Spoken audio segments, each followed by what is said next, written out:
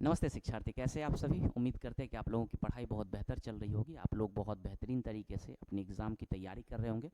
समय चूँकि आपके पास कम है, इसलिए तैयारी की गति को थोड़ा और स्पीड करिए, लेकिन पैनिक नहीं होइए।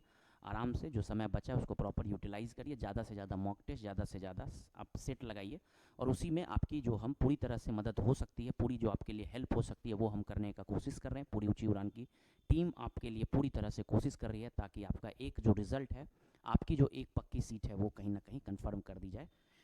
तो चलिए, आज का क्या है हमारा सेट। आज हम आपके लिए लेकर के आए हैं बिहार पुलिस का जो हमने सेट शुरू किया, सेट नंबर 22। अभी तक कुल 21 सेट कराए जा चुके हैं, और ये सेट नंबर 22 हम आपके लिए लेकर के आए हैं। तो चलिए, क्या है क्वेश्चन और क्या क्या इससे रिलेटेड हम लोग आज क्वेश्चन करने वाले हैं, और इस सेट में क्या क्या पूछा गया है, उसको लेकर के चलते हैं। ऊंची उड़ान, वादा सफलता का।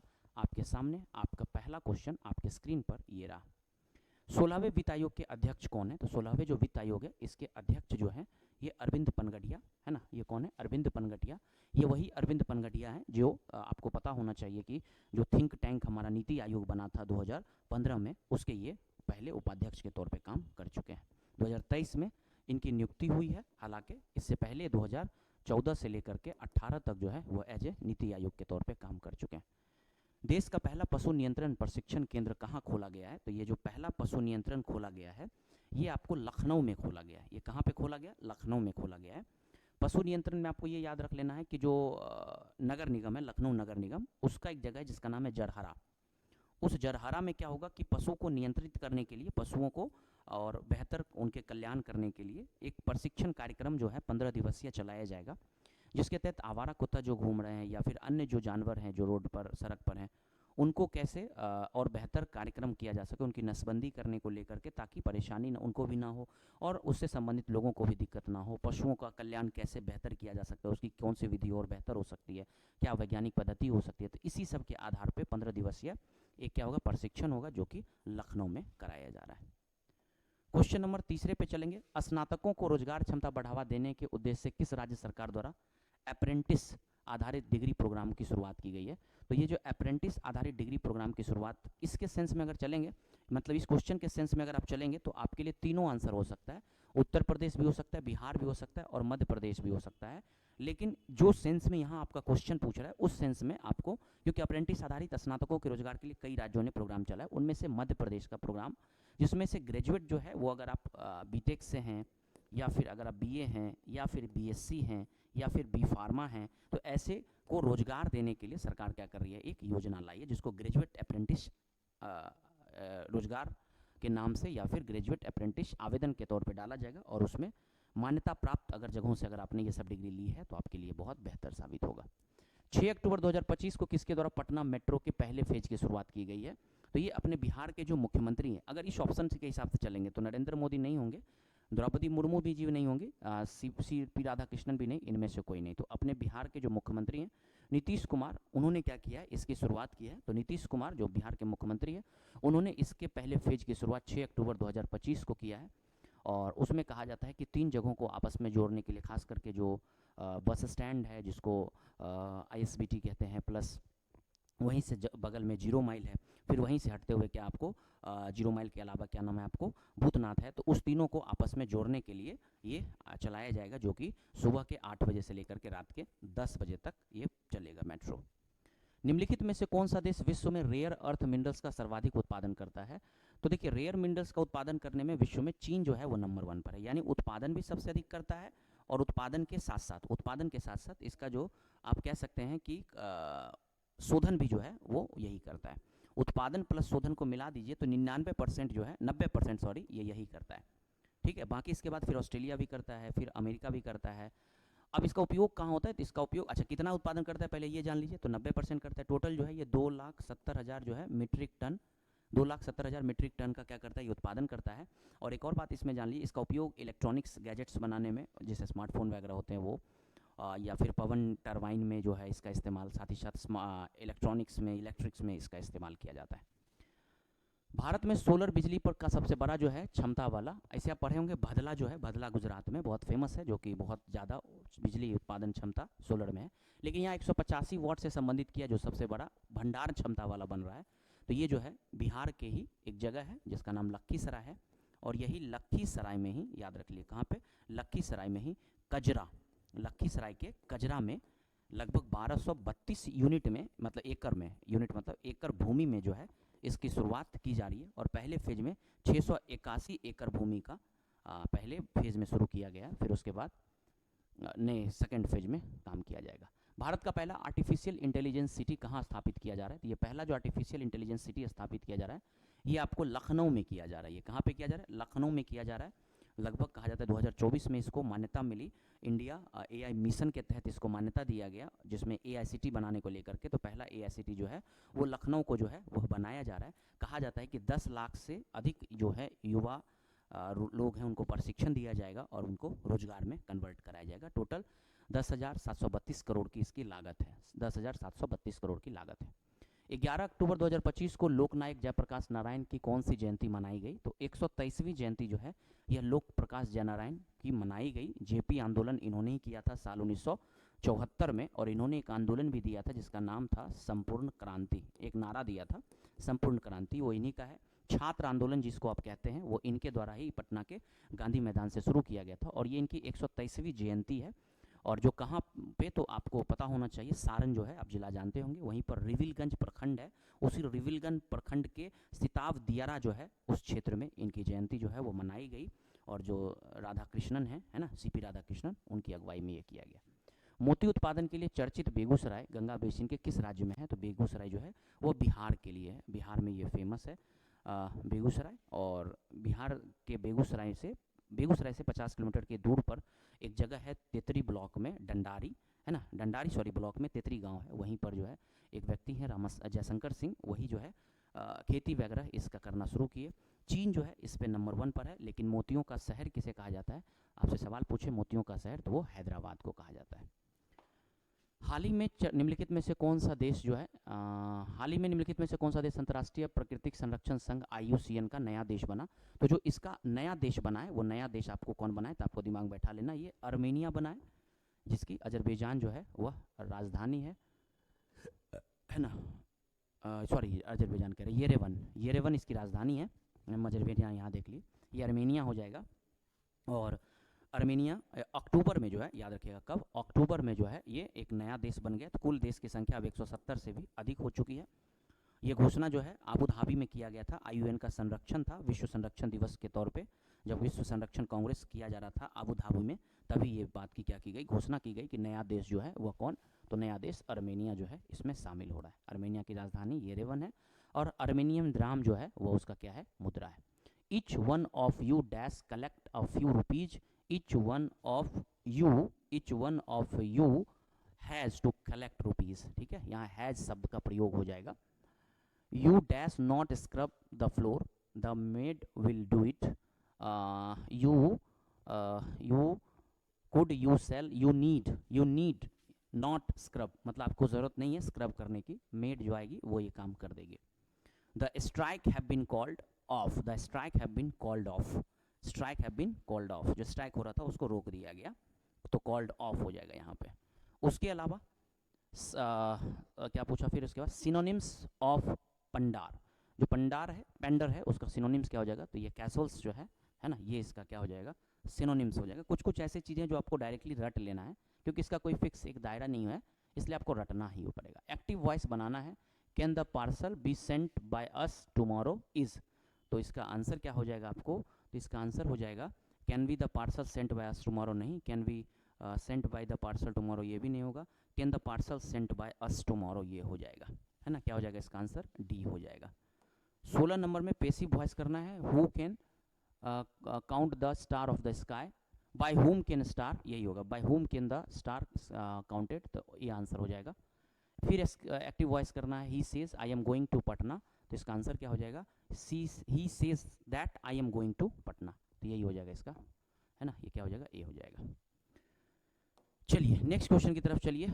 आपका मोराइन शब्द क्या है, तो मोराइन क्या है कि इसकी एक दिमाग में बैठा लीजिए, जब कभी भी बड़े बड़े ग्लेशियर्स क्या होते हैं, वह जब नीचे की ओर आते हैं, सपोज करिए ये क्षेत्र है ना, और इतना बड़ा ग्लेशियर था, ये क्या हो रहा था कि यहाँ से नीचे आ रहा था, तो जब ग्लेशियर क्या होगा, आएगा तो मिट्टी को वो तोड़ेगा, मिट्टी को या फिर चट्टानों को तोड़ेगा तो तोड़ करके कुछ अलग अलग स्ट्रक्चर बना देगा। तो ये जो मिट्टी जिस आकार से टूट करके ये या ये जो टूटेगा ना जिस आकार में, इसी को मोराइन कहते हैं। तो जब ग्लेशियर क्या होता है, परिवहन करता है जमा की गई चीज़ों को, तो जो जो शेप बन जाता है उसी शेप को क्या कहते हैं, मोराइन कहते हैं। तो ये आंसर हो जाएगा बी हो जाएगा इसका आंसर।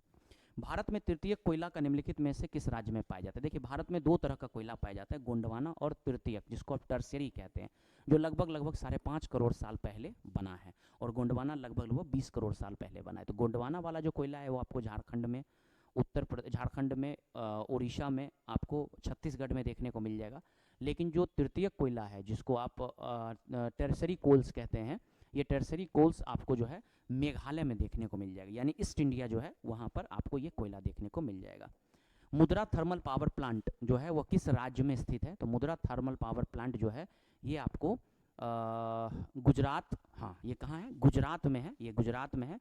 कच्छ जिला जो है, कच्छ जिला जो है वही कच्छ जिला में तालुका मुद्रा एक जगह है, वहीं पर जो है ये बनाया गया थर्मल पावर प्लांट, जिसकी क्षमता जो है 660 मेगावाट है, और ये अडानी पावर ग्रुप का है। ये किसका है? तो ये अडानी पावर ग्रुप का है। हरित क्रांति का पर्यावरण पर महत्वपूर्ण नकारात्मक, देखिए जितना हरित क्रांति का सकारात्मक प्रभाव पड़ा है, कहीं ना कहीं उतना नकारात्मक प्रभाव भी पड़ा है। तो नकारात्मक प्रभाव में मृदा क्षरण बहुत ज़्यादा हुआ है, क्योंकि केमिकल्स का यूज बहुत ज़्यादा हुआ है, और उसी केमिकल्स के यूज होने की वजह से मिट्टी का जो है वो बहुत तेज़ी से लॉस हुआ है। वनों की कटाई भी हुई है, वायु प्रदूषण में भी समस्या कह सकते हैं, लेकिन सबसे ज़्यादा जो नकारात्मक प्रभाव हुआ है वो मृदा क्षरण का हुआ है। निम्नलिखित में से किस भूउन्नति से ऊपर उठा है, यानी जो हिमालय जो है किस भूउन्नति से ऊपर उठा है? तो आपको पता होगा दो प्लेट्स जो है, एक इंडियन प्लेट्स और उधर से यूरेशियाई प्लेट आपस में टकराया, तो जो टेथिस सागर था वो टेथिस सागर के जो जमाव थे, अवसाद थे, वो क्या उसके साथ ऊपर उठ गए। तो टेथिस जो भूउन्नति है, जो कि टेथिस भूउन्नति हुई है, उसी टेथिस भूउन्नति के कारण जो है आपको देखने को मिलेगा हिमालय का निर्माण हुआ है, और ये लगभग 60 करोड़ साल पहले ये घटना घटी है। तो ये भी दिमाग में बैठा लीजिएगा। राष्ट्रीय राजमार्ग 66 पहले किस नाम से जाना जाता था? तो राष्ट्रीय राजमार्ग जो 66 है वह पहले किस नाम से जाना जाता था? ऑप्शन आपसे ये पूछ रहा है, एक सेकंड रुकेंगे, क्या पूछ रहा है आपसे ऑप्शन कि यह किस नाम से जाना जाता था? तो इसको NH17 कहा जाता था। NH17 को पहले राजमार्ग को 17 जो है किस नाम से जाना जाता? तो 17 जो है वो पहले 17 के नाम से जाना जाता था, 66 अब हो गया। ये 5 राज्यों से होकर के ये गुजरती है, महाराष्ट्र से जाती है, फिर आपको गोवा से जाती है, फिर आपको कर्नाटका से जाती है, फिर आपको केरला से जाती है, फिर आपको तमिलनाडु से जाती है ना। इन 5 राज्यों से होकर के ये गुजरती है। और ये किसको जोड़ती है? तो ये महाराष्ट्र के पनवेल से होते हुए, याद रखिएगा, महाराष्ट्र के पनवेल से होते हुए ये कन्याकुमारी तक को क्या करती है, ये जोड़ती है, जो कि 402 किलोमीटर में है। कहाँ पर है, कितने किलोमीटर में है? 402 किलोमीटर में है। निम्नलिखित प्रकार के व्यवसाय के अनुसार जनसंख्या के वितरण के रूप में माना जाता है। तो व्यवसाय के आधार पे जो जनसंख्या वितरण है उसको व्यावसायिक संरचना, यानी व्यवसाय, यानी प्राथमिक क्षेत्र में, द्वितीयक क्षेत्र में, तृतीयक क्षेत्र में कहाँ कहाँ लोग लगे हुए हैं, तो उन लोगों के आधारों पर क्या किया गया, इसका बंटवारा किया गया, उसको व्यावसायिक संरचना या व्यवसाय के आधार पर जनसंख्या के वितरण के तौर पर इसे हम देखते हैं। इसके अलावा अगला क्वेश्चन ये कह रहा है कि कौन सी जल निकाय 1,55,58,58,58,000 जो है किलोमीटर क्षेत्र को कवर करता है, और वैश्विक महासागर का 4.3% है। तो ये जो है आर्कटिक महासागर जो है, ये जो है आपको इतना क्षेत्र है, जो कि कहा जाता है कि सबसे छोटा माना जाता है, सबसे बड़ा जो है वो प्रशांत महासागर जो कि सबसे बड़ा माना जाता है। ठीक है, तो आपका आंसर क्या हो जाएगा? ये आंसर आपको ए हो जाएगा। और साथ ही साथ ये भी जान लीजिए कि आर्कटिक महासागर है वो लगभग 6 देशों का सीमा है, मतलब इसके जो चारों ओर है वो 6 देशों का सीमा है, जिसमें एक तरफ आपको USA दिख जाता है, दूसरी तरफ आपको कनाडा दिख जाता है ऊपर से ही, तीसरी तरफ चलेंगे तो आपको ग्रीनलैंड दिख जाता है, इसके अलावा चलेंगे तो आइसलैंड दिख जाता है, इसके अलावा चलेंगे तो नॉर्वे दिख जाता है, और नॉर्वे के अलावा रूस दिख जाता है। तो ये 6 देश जो हैं वह 6 देश कहीं ना कहीं इसके चारों ओर हैं। पोषण अभियान 6 से 14 वर्ष तक के बच्चों के लिए पोषण स्तर को प्राप्त करने का एक कार्यक्रम है। 0 से 6 वर्ष के बच्चों को पोषण दिया जाता है। तो भारतीय संविधान के किस अनुच्छेद में ये उल्लेखित है? तो भारतीय संविधान के ये अनुच्छेद 47 में जो है ये उल्लेखित है कि पोषण स्तर को बढ़ाने के लिए जो है 0 से 6 वर्ष के बच्चों को ये दिया जाता है। वहीं अगर बात करेंगे 44 का, तो अनुच्छेद 44 आपको पता होगा समान नागरिक संहिता का बात करता है। वहीं अगर हम आपसे 46 का बात करेंगे तो समाज में जो कमजोर वर्ग हैं उनको कैसे उत्थान किया जा सके उसका बात करता है। वहीं पर अगर 45 का बात करेंगे तो आपको पता होगा 6 से लेकर 14 वर्ष के बच्चों को शिक्षा देने के लिए जो है एक तरह से इसको जोड़ा गया है। सरकार की जिम्मेदारी होगी। भारतीय संविधान के निम्नलिखित किस अनुच्छेद में साधारण बहुमत सिंपल से संशोधित नहीं हो सकता है? तो देखिए इसमें एकमात्र अधिकार है 21 मौलिक अधिकार, जिसको इतनी आसानी से बदली नहीं जा सकती है। इसके लिए आपको विशेष बहुमत की आवश्यकता हो जाती है, इसलिए इसका आंसर 21 हो जाएगा। पारिवारिक न्यायालय संशोधन अधिनियम 2022 के पारिवारिक न्यायालय अधिनियम 1984 में संशोधन किया गया, यानी जो अधिनियम 2022 था वह किसका संशोधन है? 1984 का संशोधन है। ठीक है, यह अधिनियम पारिवारिक न्यायालय स्थापित करने को अनुमति देता है। तो यह किस सरकार के अंतर्गत आता है? यह राज्य सरकार के अंतर्गत आता है। यह किस सरकार के अंतर्गत आता है? तो राज्य सरकार के अंतर्गत आता है। यानी परिवार जो संबंधित है वो राज्य सरकार के अंतर्गत आता है, यानी राज्य सूची के अंतर्गत आता है। और आपको पता होगा कि जो 10 लाख या उससे अधिक क्षेत्र के शहर और कस्बे होंगे उसको इसमें रखा जाएगा। तो और राज्य सूची में पता होगा आपको 61 विषय वर्तमान में शामिल है। अनुच्छेद 20 के तहत कौन से खंड में दोहरे खंड के सिद्धांत, यानी डॉक्ट्राइन ऑफ डबल, जिसको आप जियोपार्डी कहते हैं, तो उसमें कितने प्रावधान? तो 2 प्रावधान है, जैसे एक अपराध के लिए एक ही बार जो है आपको सजा होगा और दूसरे बार उसका नहीं होगा, यानी दोबारा फिर कभी भी अगर उससे रिलेटेड ये होगा तो ऐसा नहीं हो सकता है। या एक ये भी हो सकता है कि अगर आपको जिस समय अपराध की सुनवाई हो रही है जिस समय से, तो उसी के अनुसार आपको सजा सुनाया जाएगा, ना कि उससे संबंधित अगर परिवर्तन हो गया कानून तो आपको परिवर्तन के हिसाब से सुनाया जाएगा, ऐसा नहीं है। तो ये अनुच्छेद आपका ये 2 हो जाएगा। इसमें किस समिति ने मौलिक कर्तव्यों का पालन न करने पर जुर्माना या प्रस्ताव रखा था? तो ये आपका वर्मा समिति जो है, सवर्ण सिंह समिति, सवर्ण सिंह समिति 1976 में जो है ये पालन ना करने पर इसे क्या किया? सजा का प्रावधान किया गया था। आई होप आपका क्वेश्चन यहाँ तक बहुत बेहतरीन तरीके से क्लियर कर दिया होगा। बाकी यहाँ से फिर आपको आदित्य सर और जो है रेस्ट वो आपको लेके चलेंगे। तो चलिए मिलते हैं अगले वीडियो में। अपना ख्याल रखिए, पढ़ाई को कंटिन्यू रखिए। Thank you so much. नमस्कार, ऊंची उड़ान के इस प्लेटफॉर्म में आपका स्वागत है। और अभी तक आप लोगों ने बहुत सारे प्रश्नों को कर लिया है और अब आगे जो बात है 21वें नंबर से जो सवाल है वो हिस्ट्री के कुछ पोर्शंस हैं, फिर अर्थशास्त्र और कुछ हिंदी के पोर्शन को हम लोग साथ में लेकर के चलेंगे। तो आते हैं 31वां नंबर सवाल, जो है कि अस्कनी जो सप्त सिंधु का एक भाग थी, वर्तमान में किस निम्नलिखित में से किस नदी का नाम है? तो बता दें कि हमें उत्तर वैदिक काल, हमें इन सारे सभ्यताओं के बीच में सप्त सिंधुओं का जिक्र देखने को मिलता है, जिसमें कि हमें झेलम, व्यास जिसको विपाशा कह के पुकारा जाता था, तो यह हमें ऐसे भी नाम देखने को मिले हैं सप्त सिंधुओं में। 7 नदियों के नाम हमें देखने को मिले हैं। लेकिन सवाल सर यहाँ पर क्या है कि अस्कनी को क्या कह के पुकारा जाता था? सवाल यह है कि आखिरकार अस्कनी को क्या कह के पुकारा जाता था? तो इसका राइट आंसर क्या होगा? चिनाब। ठीक है, वर्तमान समय में चिनाब जो है उसी को अस्कनी नदी कह के पुकारा जाता था, और हमारी जो व्यास है उसको विपाशा कह के पुकारा जाता था। ठीक, और रावी जो है उसको पुरुषनी कह के पुकारा जाता था। लेकिन सवाल है कि अस्कनी को क्या कह के पुकारा जाता था, वर्तमान में क्या कह के पुकारा जाता है? तो वो चिनाब कह के पुकारा जाता है। इसका राइट आंसर क्या होगा? सी नंबर, चिनाब होगा। अगले प्रश्न की तरफ बढ़ते हैं। निम्नलिखित में से कौन भारत में पुरातात्विक महत्व का एक पूरा पाषाण स्थल है? पूरा पाषाण मतलब बता दें कि हड़प्पा सभ्यता के पहले की जो सभ्यता है, मतलब हड़प्पा सभ्यता से भी पहले की सभ्यता, जहाँ पर इंसान पाषाण के औजारों का इस्तेमाल किया करते थे, उसी को पाषाण काल कह के पुकारा जाता है। जब मनुष्य इतना विकसित नहीं किया था कि उनके पास उनको लोहे का ज्ञान हो या उनको किन्हीं धातु का ज्ञान हो, वो पत्थरों से औजार बना करके, पत्थरों से सामग्री बना करके, उसी से घुमंतु जिंदगी जीन के शिकार करके अपनी जीवन यापन किया करते थे, वो पाषाण काल है।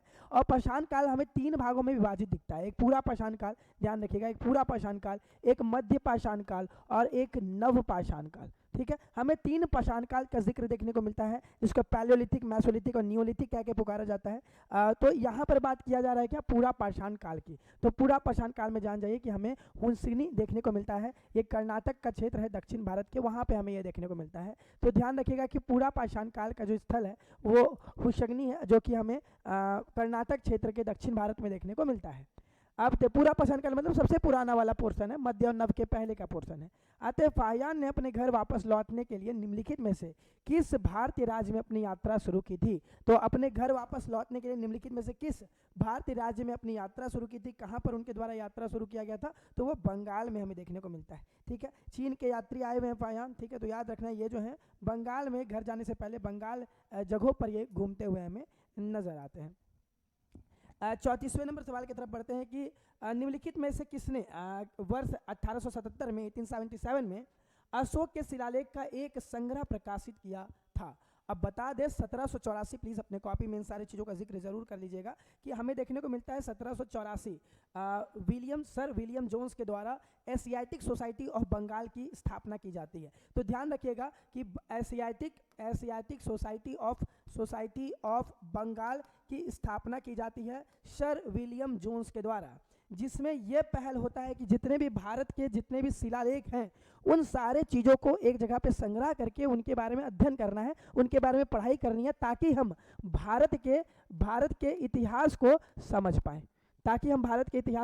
पाएं, इस कारण से 1877 मतलब 1884 में एशियाटिक सोसाइटी ऑफ बंगाल की स्थापना कर दी जाती है।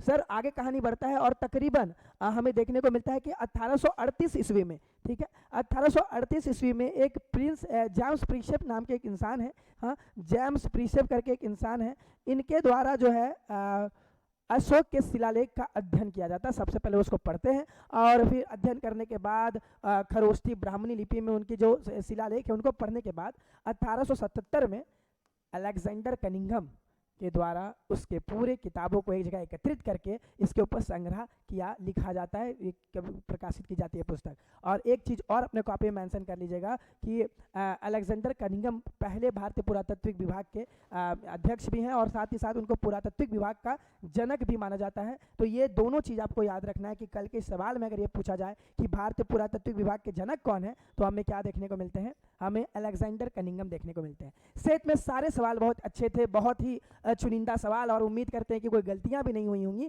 क्योंकि सवाल देखिए कितना इजी है सर कि 7वीं शताब्दी ईस्वी में इस्लाम नामक एक नए धर्म का जन्म होता है। ये किस जगह से होता है, ठीक है, ये कहाँ से आखिरकार स्टार्ट हुआ? तो बता दें आपको, पैगंबर मोहम्मद सन्य 632 ईस्वी, ठीक है, जो 7वीं शताब्दी के बीच में आती है, 632 ये 7वीं शताब्दी ही है। और हमें देखने को मिलता है कि पैगंबर मोहम्मद को जो है एंजल जैब्रल करके एक आते हैं और ये एक उनको एक सूचना मिलती है, एक आकाशवाणी होती है जिसमें ये पता चलता है, उनको ये जानकारी मिलती है कि वो आखिरी दूत है और इस्लाम धर्म को बढ़ाने का कार्य करना है। और ये जो चीज़ है वो हमें अरब से देखने को मिलती है, अरेबिया से देखने को मिलती है। मक्का और मदीना दो अलग अलग जगह है, ये भी बात आपको याद रखनी है। मक्का से इनको जब ये इस्लाम धर्म के प्रचार प्रसार कर रहे होते हैं पैगंबर मोहम्मद, तो उन्हें मक्का से निकाल करके मदीना भेज दिया जाता है और फिर मदीना में उनको कुछ फॉलोअर्स उनके साथ होते हैं और फिर सिलसिला आगे बढ़ता है। तो ध्यान रखिएगा 7वीं शताब्दी में जो इस्लाम का एक नया धर्म आ रहा है वो अरब से हमें देखने को मिलता है, वो हमको अरेबिया से देखने को मिलता है।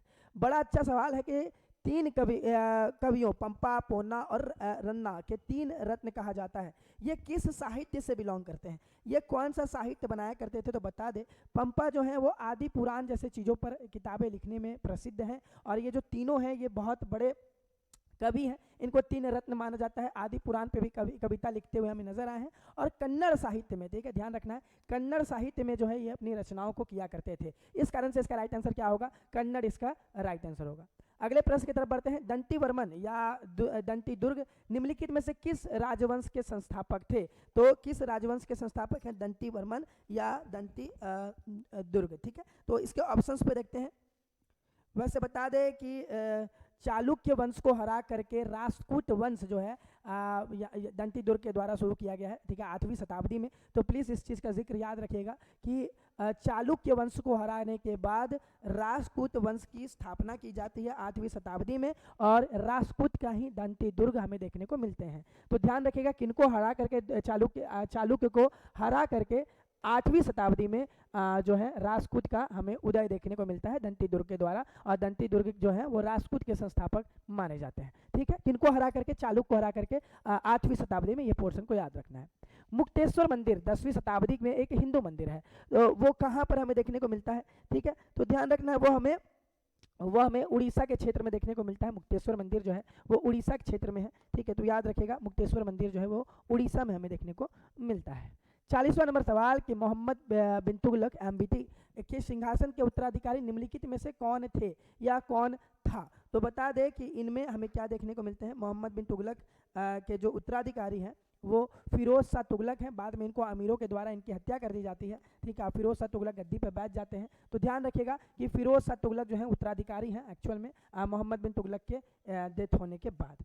अगले सवाल पे, राजा नंद कुमार की न्यायिक घटना कराने का आरोप निम्नलिखित में से किस पर लगाया गया है? तो ये याद रखिए कि इनके ऊपर भ्रष्टाचार का आरोप लगाया गया था, ठीक है।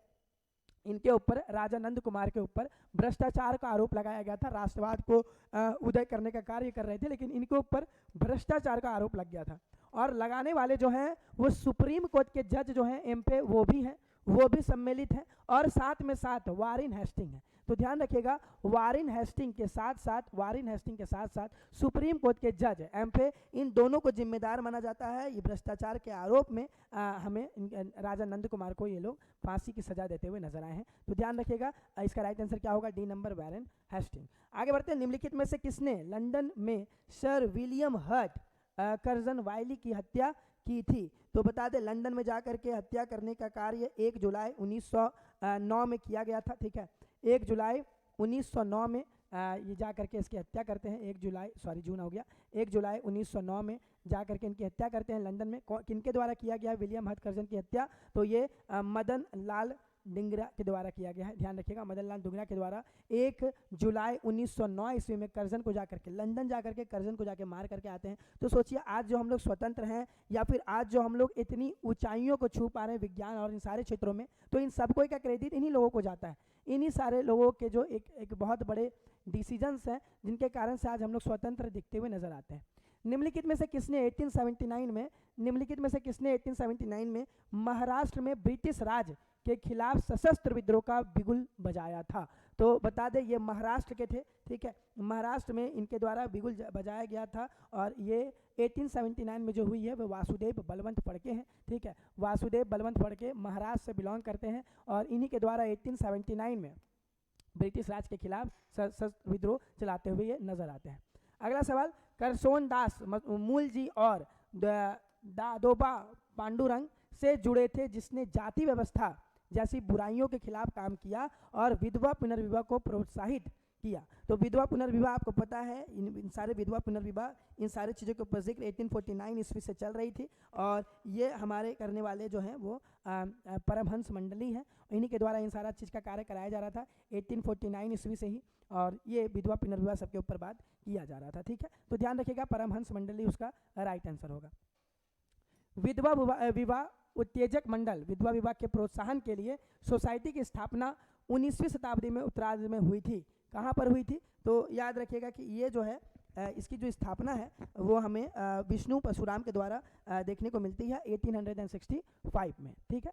तो ध्यान रखिएगा कि स्थापना जो हुई है वो कहाँ पर है, विष्णु के द्वारा जो हमें देखने को मिलता है कि इसकी स्थापना की जाती है 1865 में, और ये जो है हमारा बॉम्बे प्रेसिडेंसी में देखने को मिलता है, ठीक है। बॉम्बे प्रेसिडेंसी में विष्णु जी के द्वारा ये किया गया है, याद रखिएगा, विष्णु परशुराम जी के द्वारा, और 1865 ईस्वी में इसकी स्थापना की जाती है। ये दोनों चीज़ों को आपको याद रखना है, ठीक है। अगले सवाल की तरफ बढ़ते हैं। सितंबर 1923 में कांग्रेस के विशेष सत्र की अध्यक्षता किसने की, और 35 वर्ष की आयु में कांग्रेस के अध्यक्ष के रूप में जाने वाले सबसे कम उम्र के नेता कौन हैं? तो सितंबर 1923 में कांग्रेस की एक अध्यक्षता हुई है, ठीक है, 1923 ईस्वी में, और 35 वर्ष के सबसे कम उम्र के जो इंसान हैं वो मौलाना अबुल कलाम आज़ाद हैं। याद रखिएगा, मौलाना अबुल कलाम आज़ाद हैं, जो मात्र 35 वर्ष की आयु में कांग्रेस के प्रेसिडेंट बन रहे, अध्यक्ष बन रहे हैं, और ये 23 सितंबर 1923 को जो आयोजन हो रहा है कांग्रेस, उसकी अध्यक्षता भी करते हुए हमें नजर आते हैं। तो वो होंगे मौलाना अबुल कलाम आज़ाद।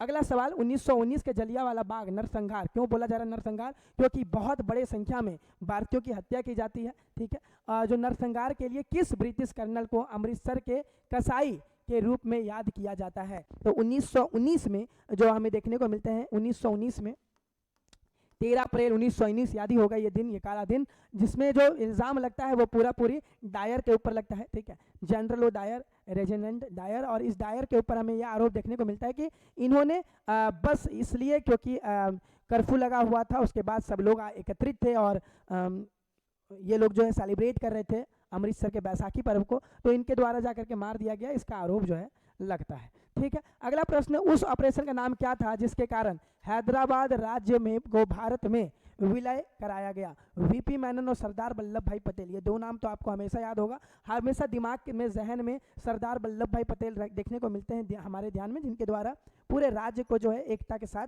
जोड़ा गया था। लेकिन वीपी मेनन भी उनके साथ कार्य कर रहे थे और सारे देशों को, मतलब सारे राज्यों को एक साथ एकत्रित किया जा रहा था। और आज जो हम वर्तमान में इतना खूबसूरत भारत देख रहे हैं, उनमें सरदार वल्लभ भाई पटेल, वीपी मेनन, इन सारे लोगों का बहुत ज़्यादा योगदान है। तो हैदराबाद, क्योंकि वो नहीं मिल रहे थे हमारे भारत के, इनके साथ स्वतंत्र रहना, इन सारे चीज़ों पे जो ये चल रही थी, उसके बाद यहाँ पे ऑपरेशन पोलो चलाया गया था। ठीक है, ध्यान रखिएगा, हैदराबाद को मिलाने के लिए ऑपरेशन पोलो चलाया जा रहा था 1948 में। और उसके बाद हमें देखने को मिलता है कि सारा कुछ सही हो जाता है। तो ऑपरेशन पोलो इसका राइट आंसर होगा। और आज जो इतनी खूबसूरत भारत देख रहे हैं, जस्ट बिकॉज ऑफ ऑपरेशन पोलो। अगला सवाल की तरफ बढ़ते हैं कि अक्टूबर 1920 में कहाँ पर हुई थी भारत कम्युनिस्ट पार्टी की स्थापना? तो ये जो है 17 अक्टूबर को हुई थी, ध्यान रखिएगा, 17 अक्टूबर को भारत कम्युनिस्ट पार्टी सीपीआई की स्थापना की गई थी। और याद रखिएगा इसका डेट भी 17 अक्टूबर 1920 में इसकी स्थापना कर दी जाती है। और ये जो है ताशकंद, जो वर्तमान में उज्बेकिस्तान का एरिया है, ध्यान रखिएगा, ताशकंद जो वर्तमान में उज्बेकिस्तान है, ठीक, तो यहीं पे हमें देखने को मिलता है कि सीपीआई की स्थापना अक्टूबर 1920 में कर दिया गया है। अगला सवाल, बेहतर आर्थिक और सामाजिक अवसरों की पेशकश करने वाले अन्य देशों में देश की अत्यधिक कुशल उच्च शिक्षित पेशेवर आबादी एक महत्वपूर्ण अनुपात के उत्प्रास में क्या कहा जाता है? मतलब कि जो बहुत ज़्यादा कुशल है वो लोग अगर दूसरे राज्य माइग्रेट करके चले जाते हैं, ऐसे स्थिति में उन लोगों को क्या कहा जाता है? तो बता दें, उनको बोला जाता है, जैसे कि मान लीजिए कोई बहुत ज़्यादा शिक्षित है, लेकिन क्योंकि उनको यहाँ पे कार्य नहीं मिल रहा है, इस कारण से वो दूसरे देश अगर चले जाते हैं, ऐसे लोगों को प्रतिभा पलायन कह के पुकारा जाता है।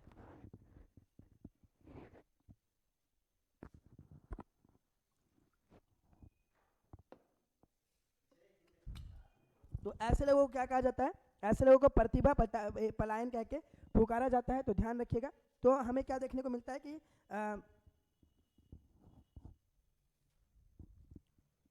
हमें क्या देखने को मिलता है कि इसमें जो प्रतिभा पलायन है, क्योंकि यहाँ पे उच्च शिक्षित पेशेवर आबादी जो है क्या करती है, वो पलायन करती है और उच्च प्रवास करती है। तो इसको क्या कहते हैं? उसको वहन क्षमता कहते हैं, क्योंकि देश के पास उतना पैसा नहीं था या फिर वो स्थिति में वो नहीं आ पाए, इस कारण से वो दूसरे जगह चले गए, उनको वहन क्षमता कह के पुकारा जाता है। अगला सवाल की तरफ बढ़ते हैं। किसी वस्तु की अतिरिक्त एक इकाई के उपभोग के कारण कुल उपयोगिता में होने वाले परिवर्तन को क्या कहा जाता है? ठीक है, यहाँ वाले होगा, ध्यान रखिएगा, होने वाले परिवर्तन को क्या कहा जाता है? जब कुल उपभोक्ता हमें देखने को मिलती है, उसको मार्जिनल यूटिलिटी कह के पुकारते हैं। और मार्जिनल यूटिलिटी का हिंदी क्या है? वो है सीमांत उपयोगिता। ठीक है, ध्यान रखिएगा, उसको सीमांत उपयोगिता कह के पुकारते हैं। 52वां नंबर सवाल कि किसी अर्थव्यवस्था के वित्तीय संसाधनों द्वारा नहीं जुटाया जा सकता है। किसके अवस्था में नहीं जुटाया जा सकता है? तो वो मुद्रास्फीति की अवस्था में नहीं जुटाया जा सकता है। जब यहाँ पर मूल्य क्या हो जाएंगे, जब बहुत ज़्यादा बढ़ जाएंगे, सतत वृद्धि देखने को मिलेगी, तभी टाइम सारे पैसा को एक साथ एकत्रित करके नहीं जोड़ा जा सकता है। तो इसका राइट आंसर क्या होगा? डी नंबर, मुद्रास्फीति। अब अगले सवाल की तरफ बढ़ते हैं। निम्नलिखित में से कौन सार्वजनिक क्षेत्र की बीमा कंपनी नहीं है? मतलब कि सार्वजनिक क्षेत्र की बीमा कंपनी नहीं है, इसका मतलब यह है कि कौन निजी क्षेत्र से संबंधित है। निजी क्षेत्र से जो संबंधित है वो क्या है? वो एसबीआई लाइफ इंश्योरेंस है, क्योंकि यहाँ पूछा ही जा रहा है कि जो सार्वजनिक क्षेत्र से संबंधित नहीं है, तो इस कारण से इसका आंसर क्या होगा? एसबीआई लाइफ इंश्योरेंस, ये जो है निजी क्षेत्र से संबंधित है। तो ध्यान रखिएगा, इसका आंसर निजी क्षेत्र एसबीआई लाइफ इंश्योरेंस होगा। 54वें नंबर सवाल पे, निम्नलिखित में से कौन भारत के 3 घरेलू व्यवस्थित रूप से महत्वपूर्ण बैंकों में से एक हैं? तो ये तो बड़ा इजी सवाल है कि कौन जो है घरेलू व्यवस्थित रूप से महत्वपूर्ण बैंक है, तो वो क्या होंगे हमारे? वो होंगे हमारे एसबीआई। ठीक है, एसबीआई बैंक जो है वो 3 घरेलू बैंकों में से एक हमें देखने को मिलती है, इसलिए इसका राइट आंसर क्या होगा? एसबीआई इसका राइट आंसर होगा। 55 नंबर सवाल कि उत्पाद के किस चरण में सीमांत उत्पाद ऋणात्मक क्षेत्र में गमन करता है? तो वो चरण तृतीय में जो है, जो उत्पाद वक्र है, वो गमन करता हुआ नजर आता है, इस कारण से इसका राइट आंसर क्या होगा? चरण तृतीय। 56वां नंबर सवाल है, और 56 नंबर सवाल देखने को क्या मिलता है? भारत में लाइसेंसिंग नीति का उद्देश्य क्या था? लाइसेंसिंग नीति का उद्देश्य आखिरकार क्या देखने को मिलता है? तो याद रखिएगा कि लाइसेंसिंग जो ये है उसका उद्देश्य था कि वो समानता को क्षेत्र समानता को बढ़ाने का कार्य कर रही थी। तो याद रखिए, किसी विशेष समूह को लाभ बढ़ावा देने के लिए नहीं था, किसी क्षेत्र की पहचान बनाए रखना नहीं था, सरकार की शक्ति दर्शाना, ये सारा कुछ नहीं है। याद रखिएगा, क्षेत्र समानता को बढ़ावा देने के लिए ये लाइसेंसिंग लाई जाती है भारत नीति में। तो इसका राइट आंसर डी नंबर होगा। अगला प्रश्न, भारत का आर्थिक सर्वेक्षण किसके द्वारा तैयार किया जाता है? ये वित्त मंत्रालय के द्वारा तैयार किया जाता है, ठीक है। मूल सलाहकार, तो ध्यान रखिएगा इसका राइट आंसर क्या होगा? वित्त मंत्रालय इसका राइट आंसर होगा, उन्हीं के द्वारा ये कराया जाता है। हिंदी के कुछ कुछ प्रश्न हैं, बड़ा इजी कि शिकारी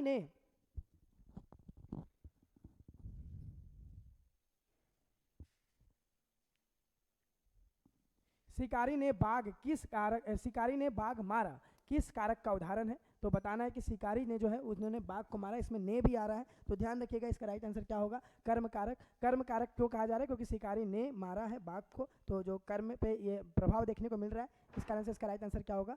कर्म कारक। निम्नलिखित में से किस विकल्प में सभी सर्वनाम पुरुषवाची हैं? कौन से विकल्प में हमें सभी सर्वनाम जो है पुरुषवाची देखने को मिलता है? आइए देखिए, अब यहाँ देखने को क्या मिलेगा? जो सब में पुरुषवाची दिख रहा है, हम, तुम, ये, मैं, ये क्या है? पुरुषवाचक सर्वनाम है। बाकी आप, कुछ, जो, वह, ये पुरुषवाची नहीं है। जो, कोई आ रहा है तो ये कहाँ से हो जाएगा? पुरुषवाची सर्वनाम, ठीक है। मैं, तुम, आप, सभी में पुरुषवाची नहीं आते हैं। हम, तुम, ये, मैं, ये क्या है? ये पुरुषवाची सर्वनाम का हिस्सा है, ठीक है। अगले प्रश्न की तरफ बढ़ते हैं। आराध्या बहुत तेज लड़की है, रेखांकित शब्द में क्या है? यहाँ पर तेज शब्द का जिक्र देखने को मिल रहा है, लड़की की विशेषता को बताया जा रहा है, इस कारण से इसका आंसर क्या होगा? विशेषण इसका राइट आंसर होगा। बड़ा इजी था, क्योंकि यहाँ लड़की की विशेषता बताई जा रही है कि बहुत तेज है, तो क्या होगी? विशेषण होगा। जिसका कर्म हो या जिसके साथ कर्म की संभावना हो, उसे क्या कहा जाता है? तो बता दे, इस तरह की चीज़ों को क्या हम लोग कहते हैं? सक्रामक क्रिया कह के पुकारते हैं, ठीक है। तो ये क्या होगा? सक्रामक क्रिया होगा।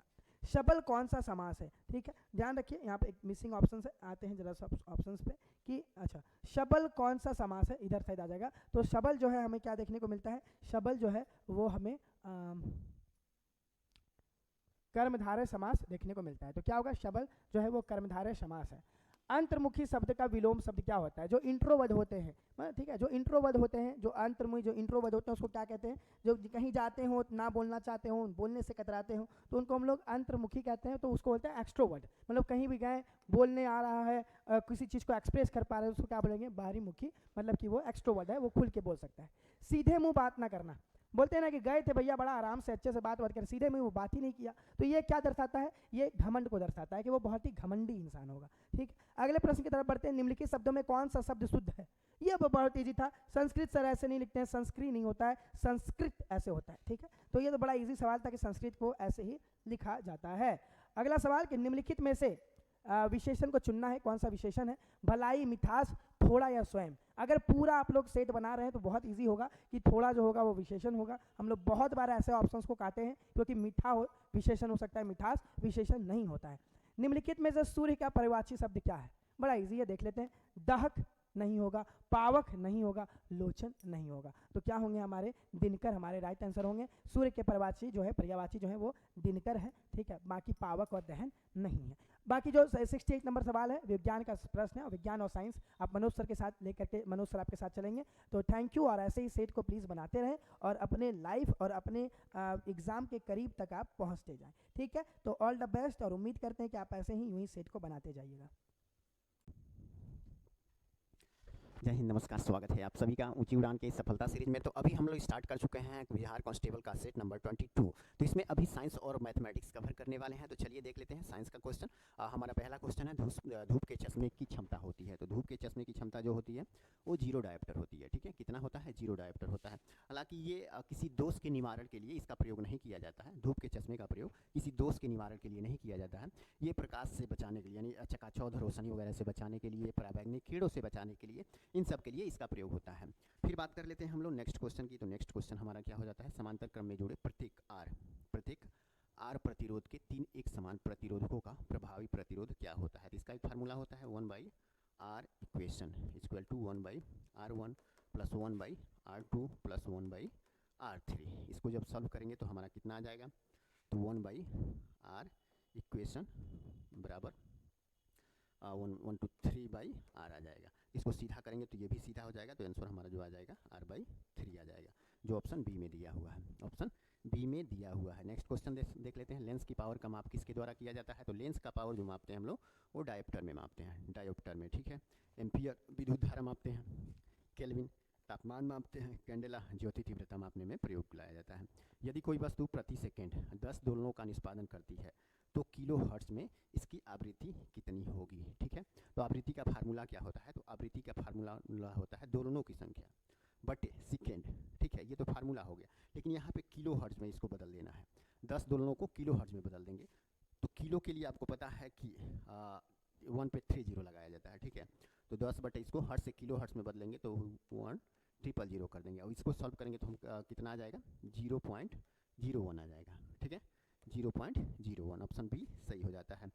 नेक्स्ट क्वेश्चन देख लेते हैं। निम्नलिखित में से कौन एक अदिश राशि नहीं है? तो अदिश राशि कौन सा नहीं है? तो टार्क अदिश राशि नहीं है, बाकी सब अदिश राशि हो जाते हैं, ठीक है। अदिश राशि जिसमें केवल परिमाण होता है, दिशा नहीं होता है, और सदिश राशि में दिशा के साथ साथ परिमाण भी देखने को मिलता है। ओके, नेक्स्ट क्वेश्चन हमारा क्या है? तो 6 वोल्ट विभवांतर वाले दो बिंदुओं के बीच 4 करंट के आवेश को स्थानांतरित करने में किया गया कार्य है। क्या कार्य होगा? तो इसका करंट के संबंध में इसका फार्मूला क्या होता है? तो कार्य बराबर ये आवेश इंटू विभवांतर हो जाता है, ठीक है। तो ये दोनों को गुणा कर देंगे इसको और इसको, तो हमारा आंसर आ जाएगा 6 चौको 24 जूल में हमारा आंसर आता है। ऑप्शन डी सही हो गया। अब आगे देख लेते हैं। डॉट डॉट गैस एक नारंगी चमक देती है, एक नारंगी चमक देती है जब बिजली इसके माध्यम से गुजरती है। यह आमतौर पर फ्लोरिसेंट प्रकाश व्यवस्था में उपयोग किया जाता है। तो फ्लोरिसेंट प्रकाश व्यवस्था में डायरेक्ट ये क्वेश्चन पूछता है कई बार कि किस गैस का प्रयोग किया जाता है? तो ये नियोन गैस का प्रयोग किया जाता है। नाइट्रोजन का नहीं किया जाता है, हाइड्रोजन का नहीं किया जाता है, ऑक्सीजन का नहीं किया जाता है। फिर बात कर लेते हैं। निम्नलिखित में से कौन सी गैस कोयले खदानों में विस्फोटक का कारण बनती है? तो कौन सी गैस विस्फोटक का कारण बनती है? तो जो हालांकि विस्फोट करती होगी तो कार्बन डाइऑक्साइड तो विस्फोटक गैस है ही नहीं, नाइट्रोजन भी विस्फोटक गैस नहीं है, ब्यूटेन विस्फोटक गैस है और मीथेन विस्फोटक गैस है। तो ब्यूटेन हालांकि ये घरों में उपयोग एलपीजी जो उपयोग होता है गैस उसमें प्रयोग में लाया जाता है, लेकिन कोयले के खदानों में इसका प्रयोग लाया जाता है मीथेन का, ठीक है, मीथेन का। अब बात कर लेते हैं। कैल्शियम सल्फेट डिहाइड्रेट को आमतौर पर डॉट डॉट नाम से जाना जाता है। तो ये किस नाम से जाना जाता है? Calcium sulphate dehydrate, CaSO4.2H2O। ये किसका फार्मूला हो जाता है? तो ये जिप्सन का फार्मूला हो जाता है। कांच को क्या कहते हैं हम लोग? सिलिकॉन डाइऑक्साइड जिसका फार्मूला होता है SiO2, ठीक है। और जो एस्बेस्टस होता है ये मैग्नीशियम और सिलिकेट्स का मिक्सचर होता है, ठीक है। चूना पत्थर का कैल्शियम कार्बोनेट होता है, CaCO3। चूना पत्थर कैल्शियम कार्बोनेट होता है। अब आगे बात कर लेते हैं। एईबीडे चनकोर्टोइस ने 21 वर्ष ऑक्सीजन के वजन के अनुरूप 16 इकाई की परिधि वाले एक बेलन के परितः तत्वों का रेखांकन करके परमाणु भार द्वारा तत्वों का विन्यासित किया था, ठीक है। तत्वों को विन्यासित किया था। तो ये कब किए थे? तो ये 1862 में किए हुए हैं, ठीक है, 1862 में। आगे की बात कर लेते हैं हम लोग। तो टूथपेस्ट बनाने के लिए निम्नलिखित में से किसका उपयोग नहीं किया जाता है? तो टूथपेस्ट बनाने में गैलेना का प्रयोग नहीं किया जाता है, बाकी सिलिका, एल्यूमिनियम ऑक्साइड और चूना पत्थर का प्रयोग किया जाता है। और ये गैलेना ये हालांकि जहरीली जो यौगिक होता है, जहर मान लीजिए, जहर बनाने में इसका जहरीली यौगिक होता है, तो जहर बनाने में भी इसका प्रयोग होता है।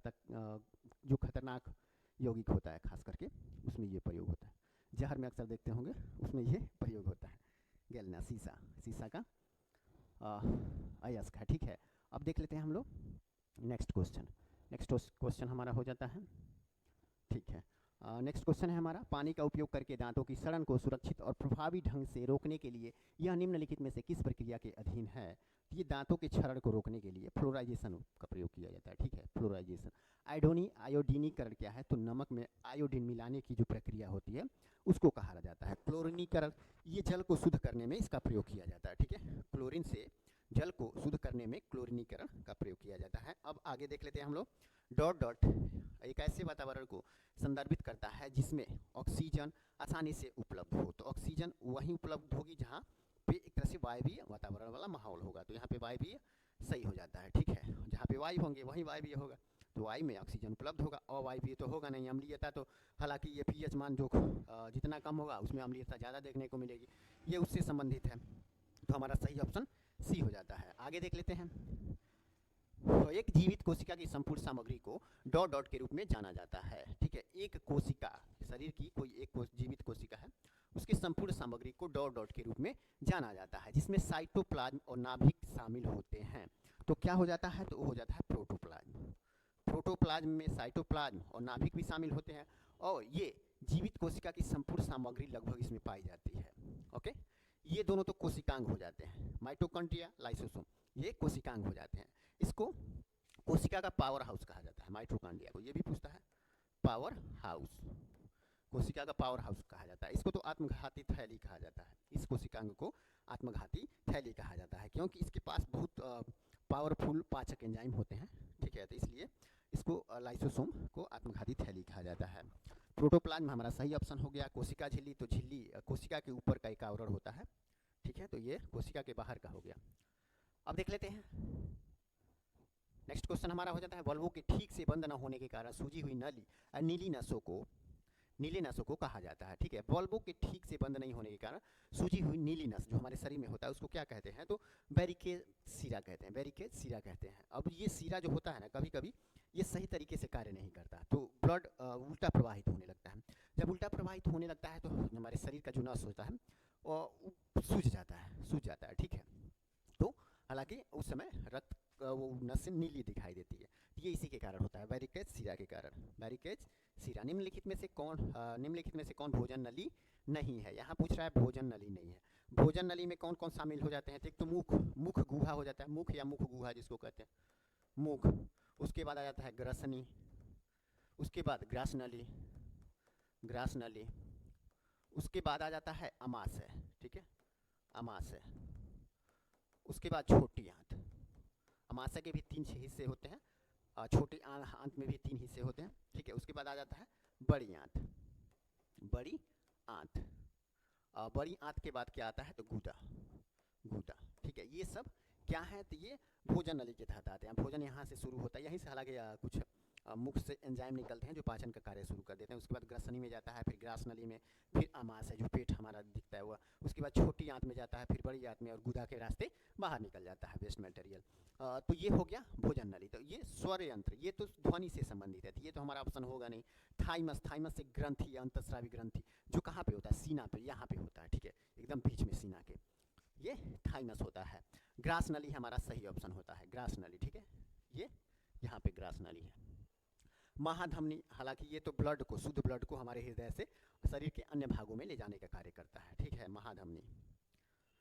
अब आगे देख लेते हैं मानव शरीर की सबसे छोटी हड्डी कौन सी है। तो मानव शरीर की सबसे छोटी हड्डी जो हमारे कान में पाई जाती है वो हो जाती है स्टेपिस।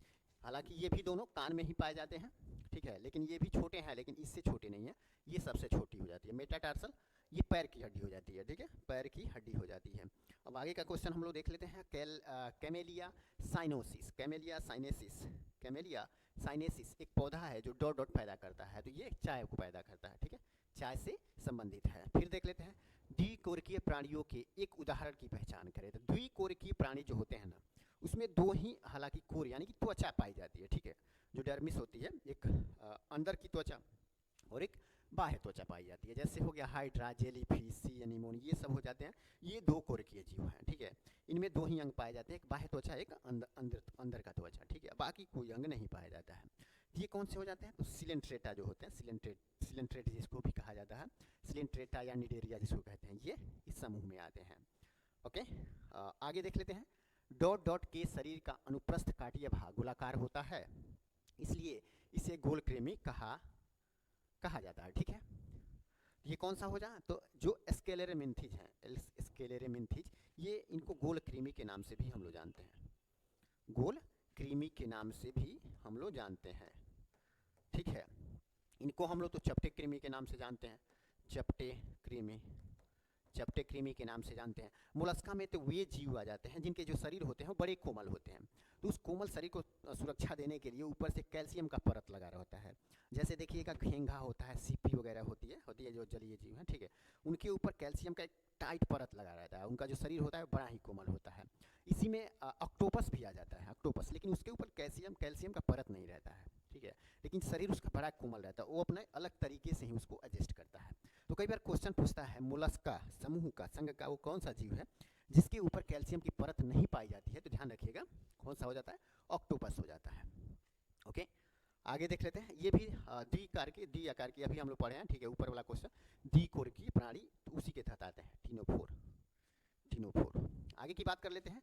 तो धानी प्राणियों की एक विशिष्ट विशेषता क्या है? तो धानी प्राणी होते हैं ना, तो वो अपरिपक्व बच्चे को जन्म देते हैं, अपरिपक्व, ठीक है। और उन्हें पालने के लिए एक थैले का प्रयोग करते हैं। तो ये जैसे कंगारू हो गया, कंगारू का एक थैला होता है जिसको मार्सुपियस हम लोग कहते हैं, है ना, इसमें बच्चे को रखता है। तो ये बच्चा जब पैदा करता है तो अर्धविकसित रहते हैं लगभग, ठीक है, पूरा विकसित नहीं रहते हैं। तो हाँ, ये धानी प्राणी हो जाते हैं। तो इनका सही ऑप्शन कौन सा हो जाएगा? वे अपने बच्चों को थैली में रखते हैं। वे अपने बच्चों को कहाँ रखते हैं? तो थैली में रखते हैं, ठीक है। आगे की बात कर लें हम लोग, आगे की बात कर लें तो लंबे बालों वाले स्तनधारी का नाम बताइए जो हिमालयी क्षेत्र में पाए जाते हैं। तो लंबे बालों वाले स्तनधारी कौन है जो हिमालयी क्षेत्र में पाए जाते हैं? तो ये कौन से हो जाते हैं? तो याक जो होता है, याक, इसका मांस भी खाया जाता है, हालांकि चाइना में खाते हैं इसका मांस लोग, ठीक है। ये मुख्य तौर पे तिब्बत, पहाड़ी वाला तिब्बत का पठार है उस एरिया में पाए जाते हैं। पूर्वी हिमालय के कुछ एरिया में ये देखने को मिलते हैं, ठीक है, याक। अब आगे की बात कर लेते हैं। तो मृदा के अपरदक को छोटे कणों में तोड़ देते हैं, इस प्रक्रिया को कहा जाता है। यहाँ पे थोड़ा सा छूटा हुआ है, ठीक है। मृदा के अपरदक, यहाँ पे अपरद होगा, अपरद, ठीक है। अपरद को, क्योंकि अपरदक तो केचुआ हो गया, केचुआ, ठीक है। केचुआ एक अपरदक का कार्य करता है, ठीक है। और अपरद वो चीज़ होती है जैसे कि डेड पत्ते हो गए, डेड सड़े गले कार्बनिक पदार्थ जो हैं उनको कहा जाता है अपरद, ठीक है। छोटे छोटे टुकड़े जो होते हैं तो उनको और छोटे टुकड़ों में तोड़ने का कार्य जो करते हैं वो केचुआ करते हैं, है ना। तो मृदा में अपरद को छोटे कणों में तोड़ देते हैं, इस प्रक्रिया को कहा जाता है। तो इस प्रक्रिया को हम लोग विखंडन कहते हैं, ठीक है। इस प्रक्रिया को हम लोग क्या कहते हैं? तो विखंडन कहते हैं। आगे की बात कर लेते हैं। तो गूगल के किस वेब ब्राउज़र को विकसित किया था? गूगल ने किस वेब ब्राउज़र को विकसित किया था? तो गूगल ने विकसित किसको किया था? क्रोम को, ठीक है। क्रोम को ये कब विकसित किया था? तो ये 2008 में इसको विकसित किया था। इंटरनेट एक्सप्लोरर की बात करें तो इसको माइक्रोसॉफ्ट ने विकसित किया था, ठीक है, ध्यान रखिएगा। माइक्रोसॉफ्ट ने इसको 1995 में ही विकसित कर दिया था। सफारी की बात करें तो सफारी को एप्पल ने विकसित किया था, एप्पल ने 2003 में। और फायरफॉक्स को मोजिला कॉर्पोरेशन कहिए या मोजिला फाउंडेशन कहिए, ठीक है। तो इसने इसको विकसित किया था, मोजिला कॉर्पोरेशन ने इसको विकसित किया था। ये कब किया था? तो ये 2004 में किया था, ठीक है, 2004 में इसको विकसित किया हुआ था। आगे की बात कर लें तो सीपीयू में कंट्रोल, मेमोरी और डॉट यूनिट होते हैं। तो सीपीयू में 3 यूनिट होते हैं। सीपीयू में 3 प्रकार के यूनिट होते हैं। एक को कंट्रोल यूनिट कहते हैं, एक को मेमोरी यूनिट कहते हैं, एक को सेंट्रल प्रोसेसिंग यूनिट कहते हैं, ठीक है। सेंट्रल एएलयू जिसको कहते हैं, सेंट्रल प्रोसेसिंग यूनिट, तो ये हो गया एएलयू, अर्थमेटिक लॉजिक यूनिट कहते हैं। सीपीयू में 3 यूनिट होते हैं, एक कंट्रोल, एक मेमोरी और एक logic, ALU, arithmetic logic unit जिसको कहते हैं। कहाँ गया ऑप्शन में? हाँ, यहाँ पे है, अर्थमेटिक लॉजिक यूनिट, ठीक है। तो ये हमारा सही ऑप्शन हो गया। अब हम लोग मैथ देखेंगे, ठीक है। मैथ हम लोग देख लेते हैं, ठीक है। चलिए अब इसको सॉल्व कर देते हैं, जगह तो नहीं है, अब इसको देख लेते हैं, ठीक है। इतना के अभाज्य गुणनखंडों का योग यहाँ पे पूछ रहा है, गुणनखंडों का योग पूछ रहा है। यह ध्यान रखिएगा, गुणनखंडों के पावर से कोई मतलब नहीं है यहाँ पे, ठीक है। गुणनखंडों का योग निकालना है। तो यहाँ पे 9, पावर को छोड़ ही दीजिए, या आप सॉल्व करना चाहें तो हालांकि कर सकते हैं उसको लेके भी, लेकिन यहाँ पे तो ऑब्जेक्टिव क्वेश्चन है तो उससे कोई लेना देना नहीं है। तो 9 को हम 2 बार में 3 × 3 में तोड़ देते हैं। तो इसको 2 × 2 × 3, 2 दूनी 4 3 12 में टूट जाएगा, और 7 तो किसी में भी नहीं टूटेगा। अब इसमें देखना है कि कितने अभाज्य संख्या है। तो 3 एक अभाज्य हो गया, 2 एक अभाज्य हो गया, और 7 एक अभाज्य हो गया। बाकी यही संख्या है, भले ही 3 बार आया हो, 2 बार आया हो, उससे मतलब नहीं है। हालांकि संख्या यहाँ पूछ रहा है, अभाज्य गुणनखंडों का योग, अभाज्य गुणनखंडों का योग। एक 2 हो गया, एक 3 हो गया, और एक 7 हो गया। इसका योग कितना हो जाएगा? 7 3 10 2 12 हो जाएगा। 7 3 10 2 12 हमारा सही ऑप्शन हो जाएगा। फिर आगे देख लेते हैं। यदि 9:12 समानुपात 12 अनुपात x है और इतना अनुपात y है, तो 2x + y का मान निकालना है। तो इसको सॉल्व करने के लिए हम लोग रेशियो अनुपात समानुपात वाला क्वेश्चन में हम लोग इसे कैसे सॉल्व करते हैं? तो ऐसे ही कर लेते हैं, a b b c ऐसे मान लेते हैं, ठीक है। इसको इन दोनों को एक साथ गुणा कर लेते हैं, इन दोनों को एक साथ गुणा करके ऐसे सॉल्व किया जाता है। इसको सेम वैसे ही प्रोसेस इसमें भी अपनाया जाता है, ठीक है। इसको ए मान लेते हैं, इसको बी मान लेते हैं, इसको बी, इसको सी। इसको एक साथ ये दोनों को ले लेते हैं, 12 गुणे 12 बराबर 9 गुणे x, है ना। तो अब सॉल्व करेंगे तो x का वैल्यू आ जाएगा, ये 9 3 बार में, ये 4 बार में, ये 3 चौको 12, x का वैल्यू 4 चौको 16 निकल के आ गया। अब वैसे ही सॉल्व इसको कर देंगे हम लोग, यानी कि 42 गुणे 42 बटे या बराबर 28 गुणे y कर देंगे, ठीक है। अब इसको सॉल्व करते हैं, 14 दूनी 28, 14 तियाँ 42, और ये 2 से 21 बार में, 21 तियाँ 63, y का वैल्यू 63 निकल के आ गया, ठीक है। और x का वैल्यू कितना निकल के आया है, तो x का वैल्यू 16 निकल के आया है, y का वैल्यू 63 निकल के आया है, ठीक है। अब देखो x का वैल्यू 16 और y का वैल्यू 63। अब यहाँ पे 2x प्लस y का मान पूछा हुआ है, तो 2x दिया है तो 16 दूनी 32 हो गया, प्लस कितना है 63 हो गया, 3 2 5 और 6 3 9, यानी कि 95 हमारा सही आंसर आ गया। तो 95 किस में है, तो भैया 95 है ए में, ठीक है, 95 ए में है, यहाँ पे है ना, यहाँ पे ए में है। अब नेक्स्ट क्वेश्चन हमारा क्या हो जाता है, अपने जेब खर्च का 1/4 हिस्सा चॉकलेट और 1/8वां हिस्सा पिज्जा पर खर्च करने के बाद एक लड़की के पास 40 शेष बचते हैं, तो शुरुआत में उसके पास कितनी राशियाँ थी। तो शुरुआत वाला मान लेते हैं x, शुरू वाला, ठीक है, शुरुआत का अगर हम मानते हैं x, ठीक है, तो उसका 1/4 हिस्सा चॉकलेट पे, x का है ना, x का 4 चॉकलेट पे, प्लस x का 1/8 हिस्सा पिज्जा पर, तो x/8 हो जाएगा पिज्जा पर। अब इसको देख लेते हैं कितना खर्च हुआ, दोनों का एलसीएम 8, 4 दुनिया 8, 8 एकम में 8, यानी कि 3x/8 हो गया यहाँ पे, ठीक है। इतना खर्च होता है, इतना खर्च होता है, तो x में से हम लोग 3x/8 घटा दें तो कितना बचेगा, तो 8 एकम में 8 3, ये 8x गुणा करेंगे तो 8x हो गया, उसमें से 3x घटा दिए तो कितना बचा 5x/8 बराबर कितना दिया हुआ है, शेष 40 दिया हुआ है, तो यहाँ पे 40 हो गया।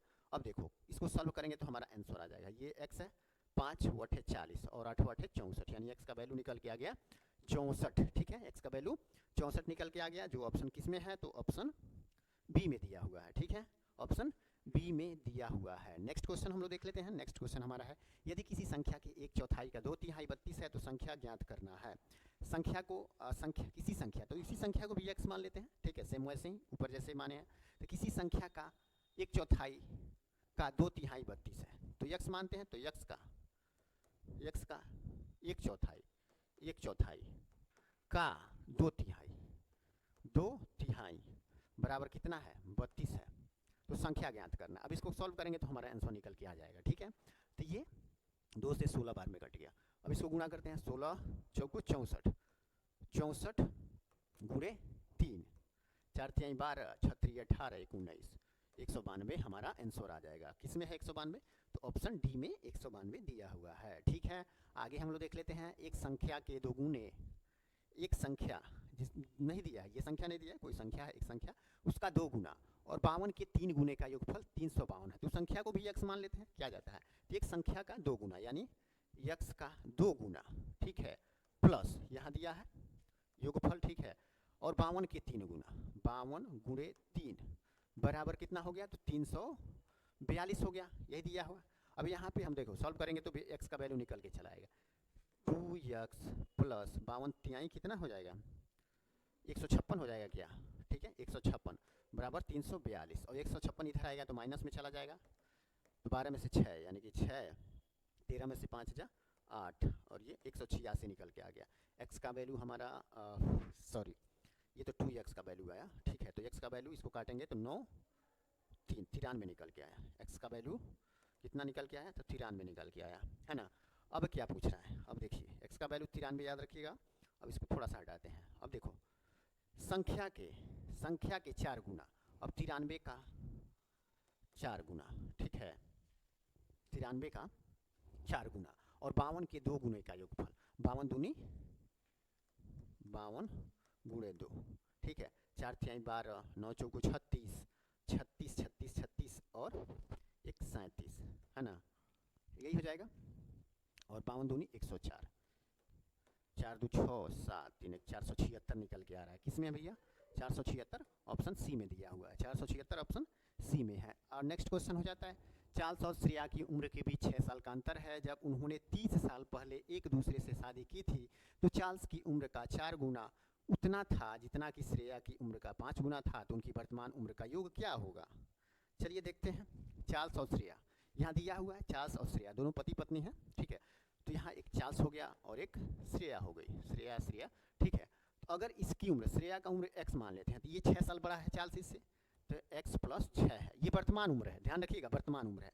अब क्या कह रहा है, 6 ये 30 साल पहले, तो अब देखो 30 साल पहले यानी कि इसमें माइनस कर देंगे तो x प्लस 6 है, अब माइनस 30 साल और इसमें x माइनस 30 साल हो गया, ठीक है। 30 साल पहले एक दूसरे से शादी की तो चार्ल्स की उम्र का 4 गुना उतना ही था जितना कि श्रेया का उम्र का 5 गुना, यानी इसके उम्र का 4 गुना और इसके उम्र का 5 गुना बराबर था, यही कह रहा है, ठीक है।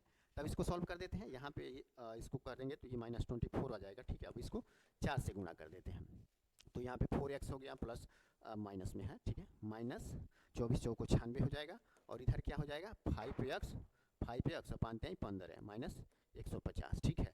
4x इधर आएगा तो माइनस में हो जाएगा और 5 में से 4x घट गया तो x आ जाएगा इधर, ठीक है, x जो यहाँ पे लिख देते हैं हम लोग, और 96 इधर हालांकि 150 इधर आएगा तो वो प्लस में हो जाएगा, इधर माइनस में 96 है ये है, तो प्लस 150 में से 96 घटा देंगे तो कितना बचेगा, ठीक है 54 हो जाएगा, ठीक है 54, तो x का वैल्यू 54 निकल के आ गया, ठीक है। तो श्रेया का उम्र क्या था 54 वर्ष, यानी x का वैल्यू 54 है तो 54 वर्ष, 6 साल उससे इसका ज़्यादा है तो इसका 60 हो गया, तो ये 60 वर्ष, इसका 54 वर्ष, दोनों का योग पूछ रहा है तो कितना हो जाएगा 6 5 11, अच्छा 114 वर्ष, 114 वर्ष निकल के आ गया। कहाँ है 114 वर्ष, ए में है, ठीक है, ए में 114 वर्ष दिया हुआ है। अब नेक्स्ट क्वेश्चन हम लोग देख लेते हैं। नेक्स्ट क्वेश्चन क्या है कि टोकरी, ठीक है, टोकरी में रखे आम हर 1 मिनट में दोगुने हो जाते हैं, तो यदि टोकरी 30 मिनट में आमों से पूरी तरह से भर जाती है तो टोकरी का आधा भाग कितने मिनट में भर जाएगा? तो ये तो कॉमन सेंस की बात है, ठीक है। यही देखिए 1 मिनट में 2 गुना हो रहा है, ठीक है, और यहाँ 30 मिनट में तो आम पूरी तरह से भर गया है, तो टोकरी का आधा भाग कितने मिनट में भर जाएगा? तो आधा भाग होने के लिए उसको 29 मिनट लगेंगे, ठीक है, 1 मिनट बाद वही 2 गुना हो जाएगा, यानी भर जाएगा, तो 1 माइनस कर देंगे 30 में से तो 29 हमारा सही आंसर आ जाएगा, ठीक है। अब आगे का लास्ट क्वेश्चन हम लोग सॉल्व कर देते हैं। नेक्स्ट क्वेश्चन लास्ट क्या है, तो 10,000 की राशि पर 5% वार्षिक दर से 2 वर्ष में प्राप्त होने वाले चक्रवृद्धि ब्याज की गणना चक्रवृद्धि आधार पर होनी है और साधारण ब्याज के बीच का अंतर, यानी चक्रवृद्धि ब्याज और साधारण ब्याज के बीच का अंतर 2 सालों में निकालना है, ठीक है। तो P धनराशि को मान लेते हैं, यहाँ पे डिफरेंस यानी अंतर लिख देते हैं बटे 100 × 100 बटे r², यानी ये तो क्या है ब्याज दर है और ये मूलधन है और ये डिफरेंस है, ठीक है। अब इसको सॉल्व करिएगा तो आ जाएगा। P कितना दिया हुआ है 10,000 दिया हुआ है, ठीक है, 10,000 इधर लिख लेते हैं, दिख रहा है क्या, हाँ 10,000 बराबर D निकालना है × 100 बटे कितना दिया है R 5, तार का स्क्वायर करेंगे तो 25 हो जाएगा। अब इसको कट करिए 25 चौको 100, 2 जीरो से ये 2 जीरो कट्टी, ठीक है। अच्छा ये 10,000 नहीं लिखे हैं, ठीक है, 10,000 2 जीरो से 2 जीरो को कटी तो यहाँ पे 100 बचेगा, है ना। तो 100 को 4 से कितनी बार में काटेंगे तो 25 बार में, ठीक है, 25 बार में, तो हमारा डिफरेंस कितना हो जाता है तो 25 होता है, ठीक है, 25 हो जाता है। तो इस तरह आज का हमारा डिस्कशन क्लास समाप्त होता है। अगर आप लोगों को वीडियो अच्छा लगा हो तो लाइक शेयर सब्सक्राइब करना ना भूलिए। मिलते हैं नेक्स्ट क्लास में नए क्वेश्चन के साथ, तब तक के लिए सभी को tata bye bye, thanks for watching.